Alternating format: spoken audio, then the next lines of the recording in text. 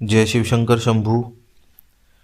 स्वागत है आपका आपके चैनल में परलोक और परमात्मा। नाम जप तो भक्ति का सार है। जिसने जप लिया उसने सब कुछ पा लिया। नाम जप धीरे धीरे जब शरीर में रमता है और मन स्वतः ही नाम जप करने लगता है, मनुष्य के अंदर ऐसी स्थितियां प्रकट होने लगती है कि ज्ञान का सागर स्वयं ही उसके अंदर बहने लगता है, चित्त शुद्ध हो जाता है और वो खुद को सदैव ही प्रभु के समीप पाता है। आज कुछ ऐसी ही एक चर्चा मैं आपके साथ करने वाला हूँ कि कैसे कबीरदास जी, जो कि नाम जप के प्रेमी थे, किस प्रकार बड़े बड़े विद्वानों, शास्त्रों का ज्ञान रखने वाले पंडितों को उन्होंने चुटकियों में पछाड़ दिया। तो बात है काशी की। काशी की गली में उस दिन ऐसा लग रहा था जैसे शास्त्रार्थ नहीं, कोई रियलिटी शो होने वाला हो। एक तरफ पंडित जी, चेहरे पर तिलक, चमकता हुआ चेहरा, भारी भरकम ग्रंथ हाथों में ऐसे पकड़े हुए जैसे पता नहीं किस क्लास का सिलेबस पंडित जी लेकर घूम रहे हैं। और दूसरी तरफ कबीरदास जी, सादा सा लिबास, चेहरे पर हल्की सी मुस्कान, और जैसे कह रहे हो पूछ लो जिसे जो पूछना है, लेकिन ज़रा संभल कर, क्योंकि यहाँ जो खड़ा है वो नाम जप प्रेमी है। पहले पंडित जी बोले, कबीर बताओ, तुम अपने आप को बड़ा विद्वान और ज्ञानी समझते हो, कौन सा वेद पढ़ा है तुमने? कबीर जी बोले, पंडित जी मैंने तो वो वेद पढ़ा है जो बिना पन्ने के खुलता है। पंडित आपस में फुसफुसाए। लगता है कि कबीर पागल हो गया है। दूसरा पंडित तुरंत कूद कर पड़ा और बोला, अच्छा ये बताओ, ईश्वर सगुण है या निर्गुण है?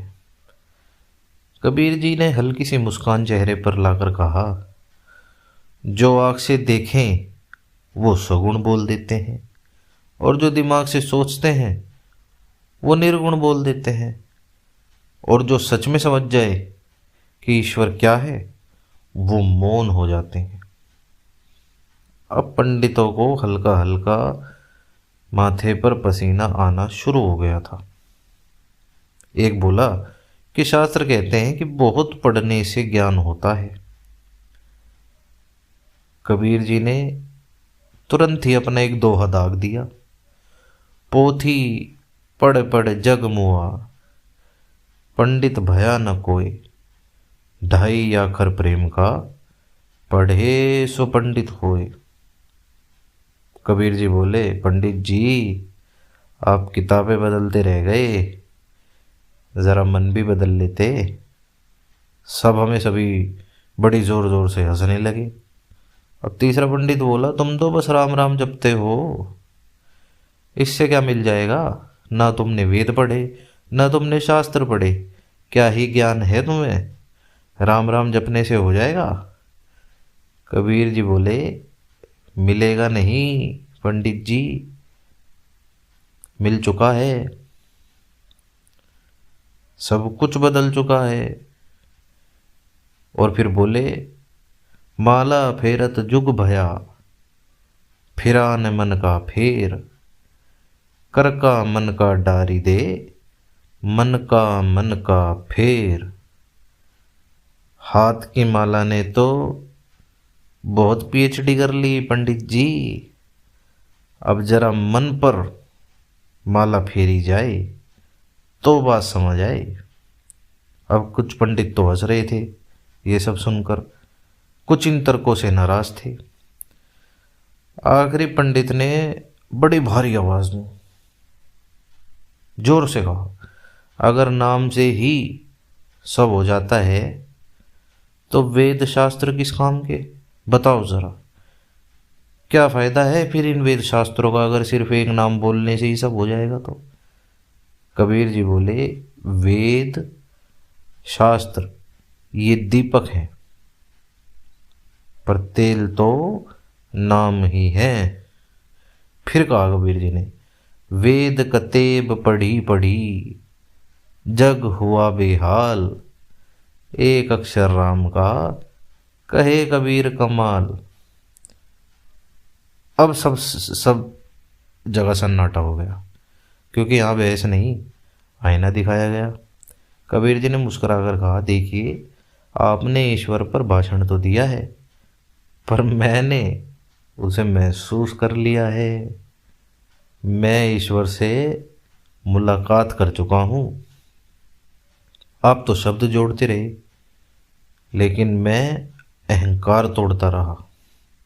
अंत में वही पंडित जी जो हंस रहे थे सिर झुकाकर बोले कि कबीर, हम जीतने तो आए थे, पर अब कुछ समझ कर जा रहे हैं।